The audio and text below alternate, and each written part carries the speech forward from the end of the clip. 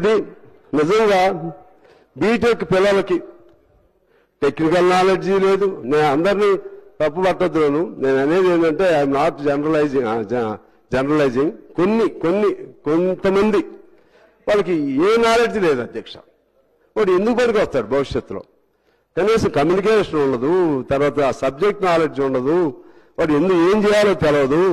Engineering చేసి బయటకు వచ్చిన వాడికి నీ బ్రాంచ్ ఏంటిరా అని అడిగితే ఆ బ్రాంచ్ లో ఒక పని చేయమంటే పని చేయలేడు. ఇది అసలు ఏంటి అధ్యక్ష?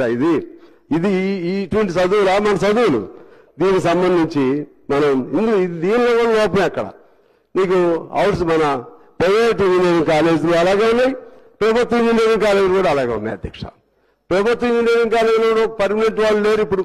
అంత కాంట్రాక్టు, అవుట్ సోర్సింగ్, లేకపోతే అవర్ బేస్డ్, ఇంకా ఏదో రకరకాలు నేను చదువుతా.